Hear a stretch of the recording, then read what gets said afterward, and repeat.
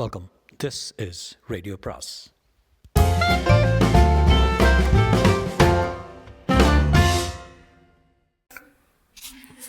வரவிருக்கும் அன்பு வணக்கம்.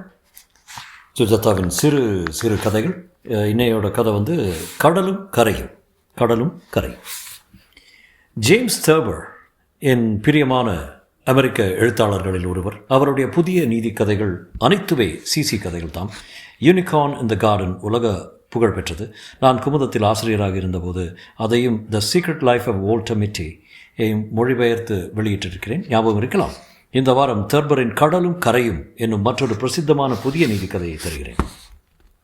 அதற்கு முன் லெமிங் பற்றி தெரிந்து கொள்ளுங்கள். அது எலி சைஸுக்குள்ள ஒரு உயிரினம். துந்திர பிரதேசங்களில் வாழ்வது. திடீரென்று எல்லா லெம்மிங்குகளும் காரணமில்லாமல் அழிவை நோக்கி ஓடுமாம்.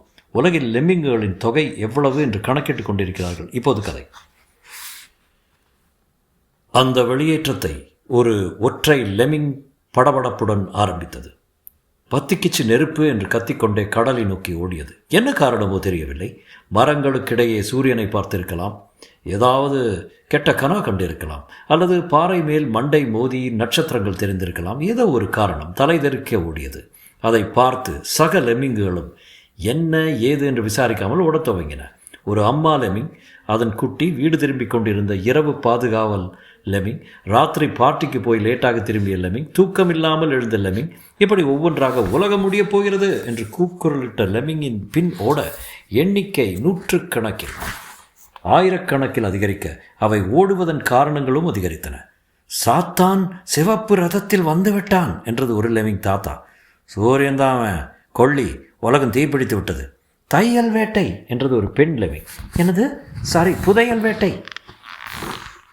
பாரடியோ வானத்து புதுமையெல்லாம் என்றது ஒரு லெம்மிங் கவி. எல்லாரும் இப்படி அறக்க பறக்க ஓடும்போது ஒரு வயசான லெம்மிங் மட்டும் அந்த வெளியேற்றத்தில் கலந்து கொள்ளவில்லை. அது படித்த லெம்மிங். அதற்கு எப்போதோ தெரிஞ்சு போச்சு, காட்டுத்தீயும் இல்லை, கரடியும் இல்லை, ஆடும் இல்லை, பிசாசும் இல்லை என்று. அதற்கு தெரியும், அவர்கள் வாழும் குகையில் விலையுயர்ந்த பொன்னோ மணியோ எதுவும் இல்லை, வெறும் சகதியும் குழகுழ மண்ணும் தான். அதனால் ஆபத்தும் இல்லை. இந்த இறைச்சலில் சொல்லி பிரயோஜனம் இல்லை என்று லெம்மிங்கள் ஒவ்வொன்றாக கடலுக்குள் விழுவதை பார்த்து கொண்டிருந்தது. விழுந்தவற்றில் சில பிழைத்தேன் என்றன, சில மோசம் போனேன் என்றன. அனைத்தும் தவறாமல் அலைகளின் அடியில் காணாமற் போயின. மிச்சமிருந்த ஒரே ஒரு அறிவு ஜீவி லெம்மிங் வருத்தத்துடன் தலையை லேசாக ஆட்டிக்கொண்டு தான் வருஷக்கணக்காக தன் இனத்தை பற்றி ஆராய்ச்சி செய்து எழுதி வந்த லெம்மிங்குகளின் தோற்றமும் வளர்ச்சியும் என்கிற புத்தகத்தை கிழித்து போட்டுவிட்டு முதலிலிருந்து எழுத ஆரம்பித்தது. நீதி. சாவதற்கு முன் எல்லோரும் எதிலிருந்து, எதற்காக, எதை நோக்கி ஓடுகிறோம் என்பதை அறிய முயற்சிக்க வேண்டும். மற்றும் முடிக்கிறதுக்கு முன்னால் ஜேம்ஸ் தர்பர்ங்கிற அவரை பற்றி சொன்னார். அவர் one of my favourite English authors by the way. ரொம்ப it's one of the greatest humorous. நான் படித்ததில்லை, நான் ரொம்பலாம் படித்ததில்லை, பட் நான் படித்ததில் one of the greatest humorous. I love James Thurber's writing.